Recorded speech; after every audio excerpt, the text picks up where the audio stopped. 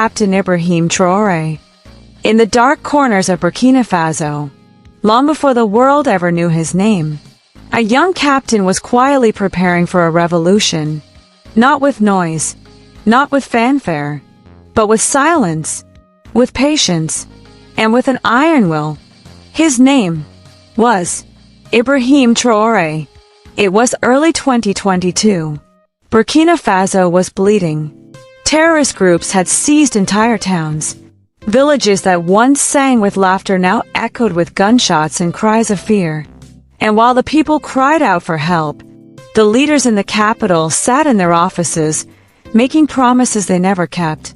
At the front lines, in the dust and the heat, young soldiers fought desperately, often with broken weapons, without food, without backup. They were abandoned, forgotten. Among them was Captain Ibrahim Traoré, a man of few words, a man whose eyes burned with quiet rage.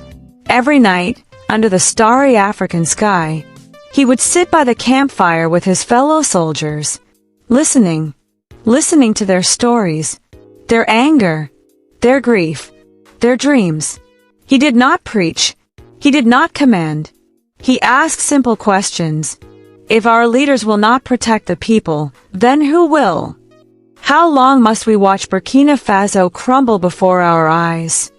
And slowly, night after night, word by word, he began to build something stronger than any weapon. Trust, brotherhood, a shared purpose. Across remote bases and forgotten outposts, young officers began to whisper his name. They began to dream of something impossible, taking back their country, giving power back to the people. Traoré knew it would be dangerous. He knew the government spies were everywhere. One wrong move, and he and his men would be executed for treason. So they moved like shadows. They spoke in codes. They sent messages through trusted hands. No phones, no emails, only loyalty and silence. They called themselves the Patriotic Front, and they made a simple vow. We will not wait for permission to save our country. Weeks turned into months. The pain in the country grew deeper. The killings grew more brutal. And then came the final straw. In September 2022, terrorists attacked the town of Gascond. Dozens of civilians were slaughtered. Soldiers ran out of ammunition. Backup never arrived. The people of Burkina Faso cried out again. And the leaders, they sat in meetings. They argued about politics. They blamed others. But they did not act. That night, in a small army post, under the light of a flickering lantern, Ibrahim Traoré gathered his closest brothers in arms. He looked each of them in the eyes and said, "It is time."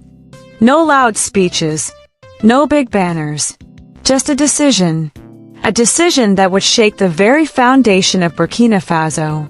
On the night of September 29th, 2022, they made their move. Young soldiers secured the radio stations. Others blocked access to the presidential palace. Tanks rolled silently through the streets of Ouagadougou. And as dawn broke over the capital, a new voice echoed over the airwaves. Captain Ibrahim Traoré. In a calm, steady voice, he told the nation, "The government has failed. We have taken responsibility. The fight for the future begins now." The world was stunned. Who was this young man, this captain with fire in his soul? He had no political party, no powerful family, no fortune, only belief. Belief in a country that had been abandoned. Belief in a people who deserve better. Across the cities and villages, the people rose up. They waved flags. They sang songs of freedom. They carried posters of Traoré, smiling, determined, fearless. But Traoré knew the real fight was just beginning. Terrorists still threatened. Poverty still gripped the land. And powerful enemies from inside and outside watched him with cold eyes. Yet he stood firm. He called on the youth to rise with him. He called on farmers, teachers, doctors, and soldiers to rebuild their nation with their own hands. Today, the name Ibrahim Traoré carries both hope and heavy expectation. He is not a perfect man. He is not a messiah, but he is a symbol of a generation that refuses to kneel, a generation that dares to fight for a better tomorrow.